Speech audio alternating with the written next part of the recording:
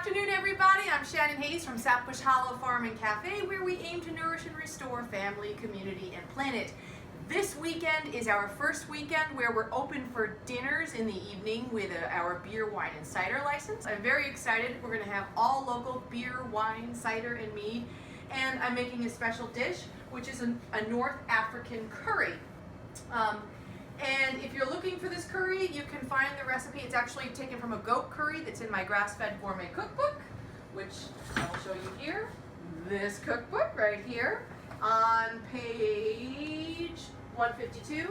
And I've made a few modifications, so I'll try to post the recipe on my YouTube page. Since I'm working with lamb today, you're just going to see, first of all, look at this smoking pan. Isn't that crazy? I got that nice and hot for you. That is, see how comparatively, there is a lot of smoke, but it's not a ton of smoke because I used a very saturated fat to lubricate the pan. I used beef tallow. Since lamb is a highly saturated meat, I like to get a good sear on it with a high saturated fat because it's a lower smoke point. This is not anywhere near as bad as it would be if I was using olive oil or butter. And we're using our own grass-fed beef fat to keep it good and healthy. The next thing I want to point out to you is this lamb, which is cut from the shoulder on our farm. It's boneless stew meat. You'll see I've had it sitting in paper towels here because I've been blotting it dry. When you sear meat, you want it to go in as dry as possible so it doesn't steam. So you see all this meat that I'm going to be searing here today, how it's glistening compared to this, which has been blotted dry. That's how you want meat to sear so you get excellent browning. And all I'm going to do is I'm going to sprinkle it with some salt and pepper on one side. Turn these pieces, and I'm using fine salt, not coarse salt in this case, because I want it to stick to the meat while it gets turned in the pan. I find that coarse salt in these situations can fall off too easily when working with these small bits of meat that get stirred around rather than just simply flipped. So I'm going to sprinkle a little bit more on the back sides.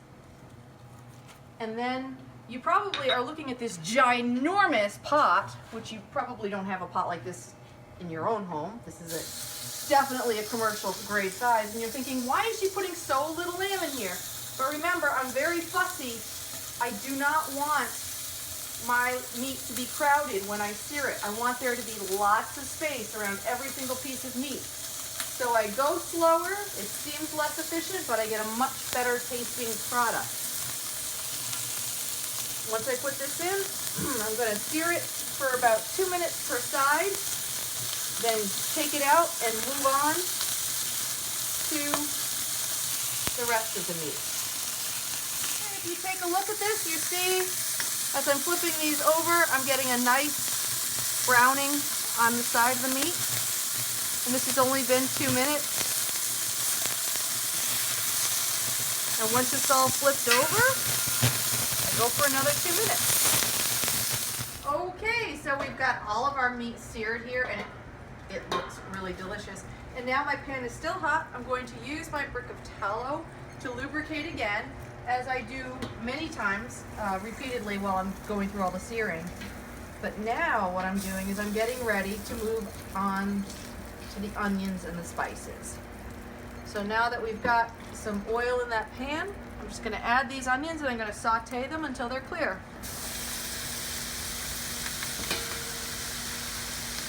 Are nice and clear, and now I'm going to add the rest of the seasoning. So we start with a nice pile of garlic. Jeannie Christensen, if you're watching, I know you don't like garlic. You're not allowed to order the special this weekend. And in addition to the garlic, I have cumin and fresh ginger, cardamom, cloves, cayenne, and turmeric. I'm going to stir that up.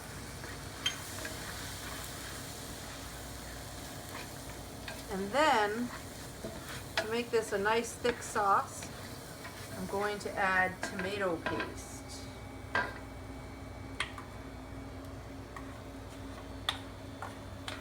Now, if you're making this at home, you're only going to use 1 can of tomato paste, but I only making about 25 servings here, so. I'm gonna thin this tomato paste out with some bone broth.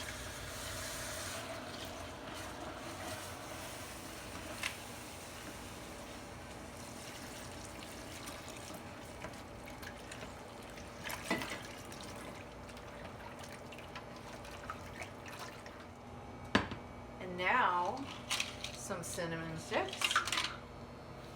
Again, if you're making this at home, you only need about 2 cinnamon sticks. All right, so I've added the lamb back in.